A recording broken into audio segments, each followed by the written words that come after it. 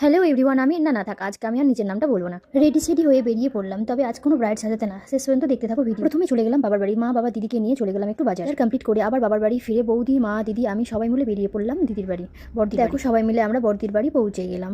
আমি আর বৌদি গল্প করতে করতে ঢুকছি দিদির বাড়ি, গিয়েই দেখছি বাচ্চাগুলো সবাই আমাদের অপেক্ষা করছে। তারপর তো শুরু হয়ে গেল আমাদের গল্প, চায়ের আড্ডা।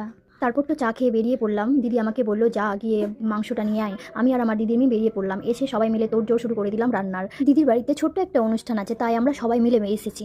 আর যার জন্য অনুষ্ঠান সে এখনও বাড়িতে পৌঁছায়নি, মানে আমার দিদির মেয়ে। দাঁড়াও আসছে এখন। বলতে বলতে চলে এলো আমাদের বার্থডে গার্ল, মানে আমার দিদির মেয়ে, বড় মেয়ের আজকে জন্মদিন। সন্ধে হয়ে গেল, তারপরে দেখি দিদি সন্ধে দিচ্ছে। এইদিকে কেক কাটার জন্য সবাই রেডি হচ্ছে, আমি শুয়েছিলাম। আমার দিদি ছোট্ট মেয়ে বলছে দাওমনি তোমাকে আমি একটু রেডি করে দিই। আর আমাদের বার্থডে গার্লকে ওর মামি একটু রেডি করে দিচ্ছে। সে হোস্টেলে থাকে তো একদমই সাজতে চায় না, সে নর্মালি থাকতে পছন্দ করে। এই তো তারপরে সবাই ওকে একটু আশীর্বাদ করে কেক কাটাকাটি শুরু হয়ে গেল। তারপর সব খাওয়া দাওয়া কমপ্লিট করে আমার মা এইদিকে সবাইকে তাড়া দিচ্ছে, তাড়াতাড়ি ঘুমা, ভোরে উঠতে হবে। সবাই ঘুমিয়ে পড়লাম। ভোরে উঠার কারণ হলো এই যে, কিন্তু আমরা উঠতে পারিনি, মা উঠেছে। সকালবেলা আমরা মায়ের একটু হেল্প করে দিলাম সবাই মিলে। এদিকে আমি আর বৌদি একটু চেষ্টা করছিলাম, কিন্তু পারছিলাম না বড়ি দিতে। দিয়ে সবাই মিলে একসাথে খাওয়া দাওয়া করে সান্ধান কমপ্লিট করলাম আমি। তারপরে রান্নার তোড়জোড় শুরু। আমি আর বৌদি সব রেডি করে দিলাম, মেজদি আর বড়দি দুজন মিলে রান্না বসিয়েছে। তারপর সবাই একসাথে খাওয়া দাওয়া করে বেরিয়ে পড়বো নিজের বাড়ি।